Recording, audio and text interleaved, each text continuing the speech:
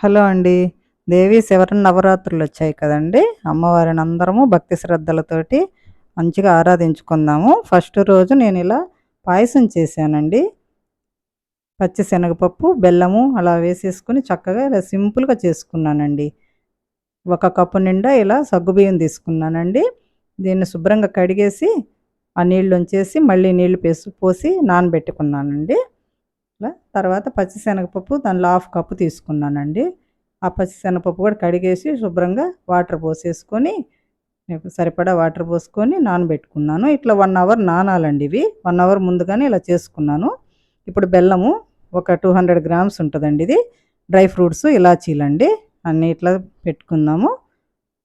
పచ్చి శనగపప్పు 1 అవర్ నానిందండి. దాన్ని మిక్సీలో వేసుకున్నానండి లైట్‌గా, తొందరగా అయిపోద్ది కదా! ఇట్లా చేసుకున్నాను. ముద్ద చేసేసుకొని పక్కన పెట్టుకున్నాను. ఇప్పుడు మనం అమ్మవారికి కదండీ ప్రసాదం కదా! ఇలా అంతా పసుపు పూసేసి, గంధం పెట్టి, బొట్లు పెట్టేసుకొని చక్కగా దీనిలో వాటర్ పోసుకొని పొయ్యి మీద పెట్టుకుంటాను. ఇట్లా వాటర్ కలిపేసుకున్నాను. ఒక 2 గ్లాసెస్ వాటర్ పోయాలండి మనము. ఒక పావు లీటర్ పైనే పోసుకుందాము. ఇప్పుడు డ్రై ఫ్రూట్స్ వేయించుకుందాము. పాన్ పెట్టేసుకొని పొయ్యి మీద కొంచెం నెయ్యేసాను. దాని మీద డ్రై ఫ్రూట్స్ అన్నీ కట్ చేసేసుకొని కొంచెం చిన్న ముక్కలుగా చేసుకున్నాను. బాదం అవి అన్నీ వేసేసుకొని చక్కగా వేయించుకున్నాను. బాదము, జీడిపప్పు ఇప్పుడు ఏగాయండి. కిస్మిస్ కూడా వేసేసాను. ఇట్లా చక్కగా దోరగా వేగాలండి.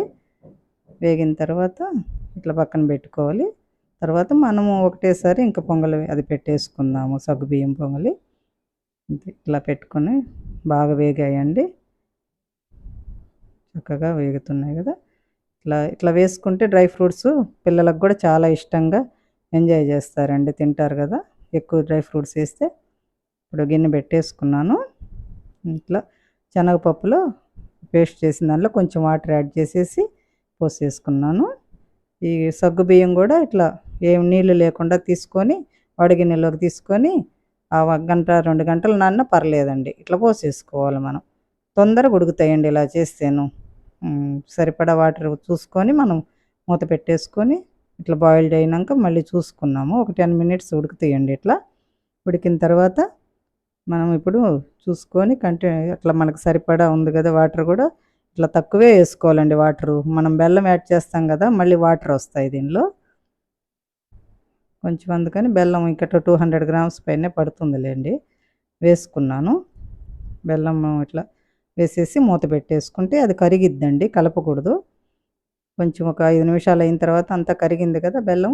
ఇట్లా బెల్లంలో రాళ్ళు అలా ఉంటే కూడా వడపోసుకొని పక్కన కరగబెట్టుకొని కూడా పోసుకోవచ్చండి. ఇప్పుడు ఈ స్టేజ్‌లో ఇట్లా పోసేసుకోవాలి.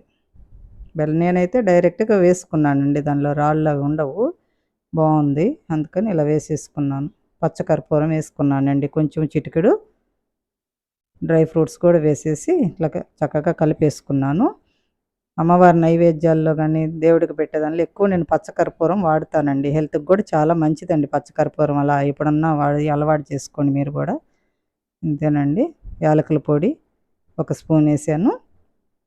అంతా కలిపేసుకొని లాస్ట్‌లో ఇంక పాలు యాడ్ చేసుకోవాలండి.